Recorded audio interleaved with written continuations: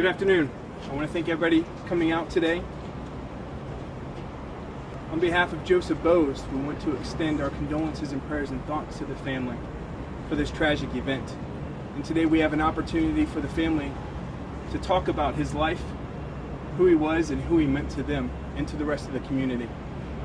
So we have here with us today Mr. Kenny Bose, who is the father, Miss Kim Bose, who is the mother.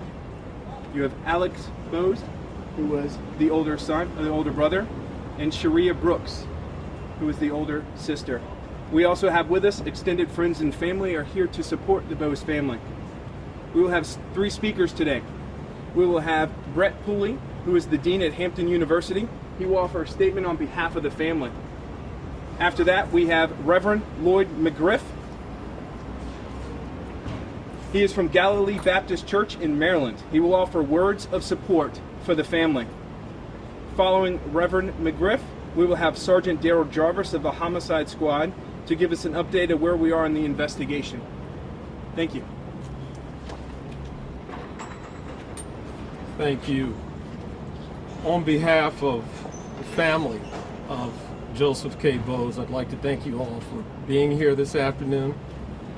As Officer Hudson said, I'm Brett Pulley, the Dean of the Scripps Howard School of Journalism and Communications, where Joe was a bright and energetic young man preparing himself for a career in journalism. He shared a professional interest with so many of you.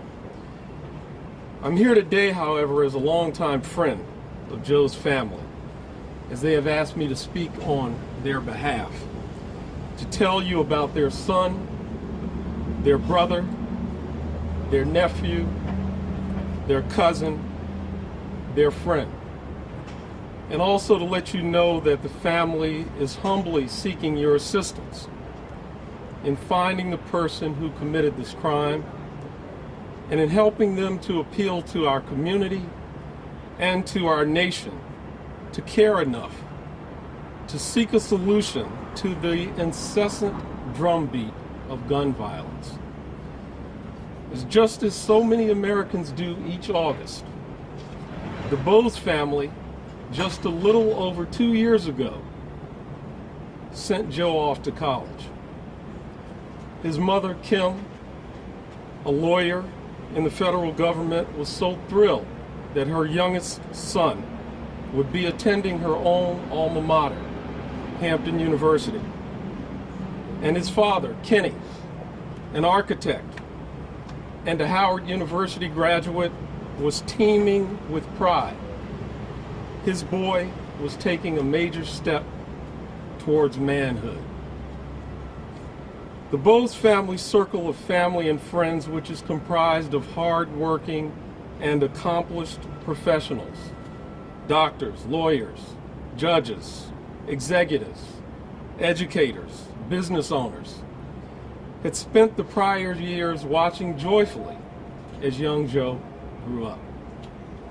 He was bright, he was loving, and he was excellent. He had a smile that could more than light up the room, it could light up the entire house. He made friends easily. Joe was magnetic, a person who everyone wanted to be around. Joe loved sports, and he loved movies. He could quote dialogue from a film on demand, in a moment's notice. Joe loved the time he often spent at the Jersey Shore with his family, his grandparents, his parents, his brother, his sister, his cousins. He traveled. He traveled to places as far away as Brazil. But the Jersey Shore was indeed Joe's favorite place. You know, Joe was a natural-born ambassador. One of the sad ironies here is that Joe was so diplomatic by nature. He was the family's peacemaker. And now his family longs for peace in the midst of this awful tragedy. So if any of what I'm saying about Joseph Bose sounds familiar to you, it's because it should. You see, Joe was just like so many of our own talented and promising children. He was our future. And our future, yet again, has been taken away in an instant by a senseless act of violence. These random, inexplicable acts are not exclusive to any race, they're not exclusive to any ethnicity or socioeconomic group. As Joe's murder indicates, even the best and brightest among us are not immune. Yes, this is sadly a young black life that we've lost. But moreover, this is a young American life that we've lost. And for that, we all must bear the burden. The Bose family's hearts are broken. And I, and so many others, share their heartbreak. Now, a couple of things. The family has some photos, and Officer Hudson will make sure that you get an opportunity to take a look at those if you'd like to. If you have any questions for the family, I'm happy to at least try to answer those. And after I speak, Reverend McGriff will speak, and that will be followed by any details that Sergeant Jarvis can provide on the case. Are there any questions? Okay, thank you. Reverend McGriff? I want to stand as an ambassador of faith, solicit this community to keep the Bose family in your prayers. A mother's heart is broken. A father is struggling. But we know that with God all things are possible. Prayer strengthens us. We are not as those who have no hope. I appeal to this community. If someone has any information, make a difference. Joseph is not just a statistic, he's a person in a bright and promising future. And I just believe this community will do its part to see that justice is done. Bless you.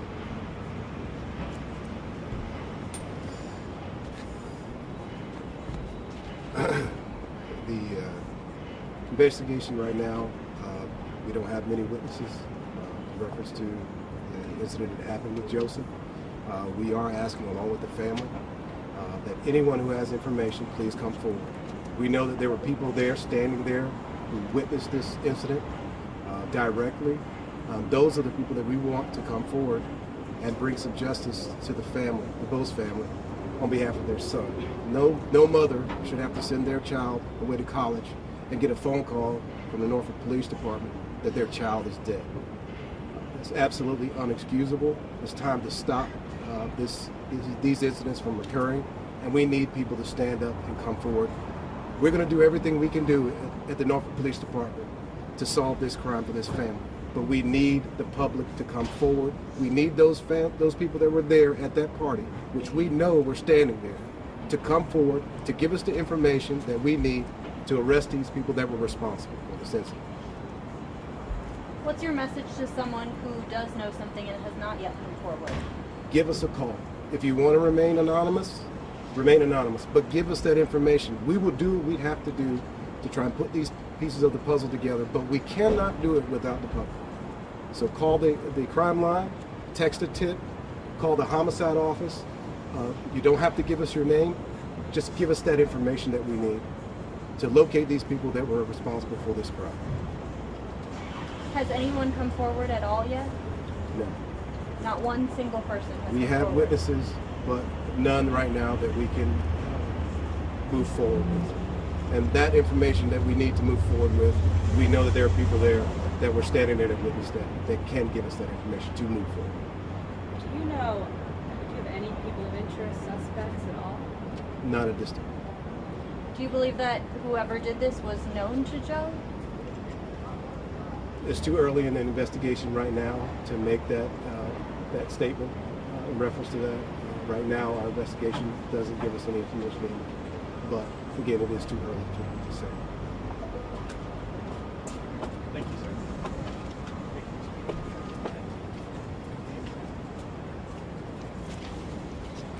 On behalf of the family and the police department, I just want to thank you for coming out to hear the life of Joseph Bose, who was taken tragically too early in this life. And as Chief said it on Saturday, the violence has got to stop.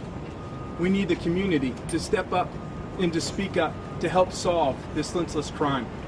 There are multiple ways that someone can call with a tip.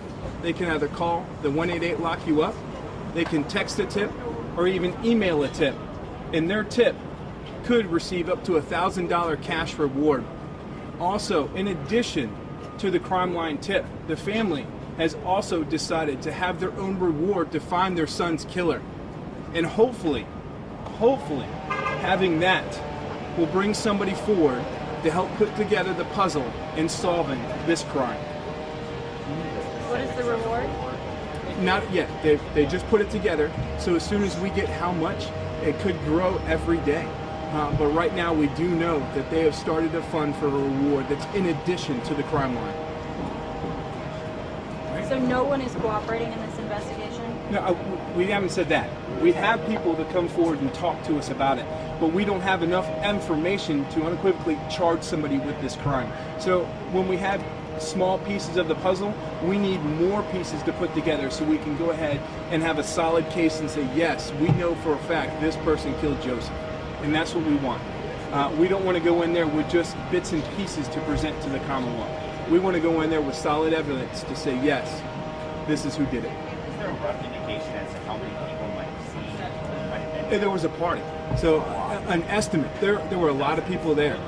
Somebody saw something. And right now, as Chief said it, we need the community. We need somebody who was there, who saw it, just to come up. They don't have to give their name. We just need someone who says, I'm fed up with our young kids getting killed in our streets. I'm fed up with the gun violence that's occurring in our neighborhood. So we need our communities to rally together to say we support the police department, we support for safer neighborhoods, and we're going to do something about it. What do we need from them? We need them to call us. If they see something that doesn't look right, it doesn't sound right, if they're at a party, before it gets violent, get us out there. Let us show a presence out in the community, therefore hopefully stopping some of these crimes before they occur. So that's what the chief was talking about on Saturday. We need the community support, not only to give us a call before things occur, but if they do occur, to call us with information.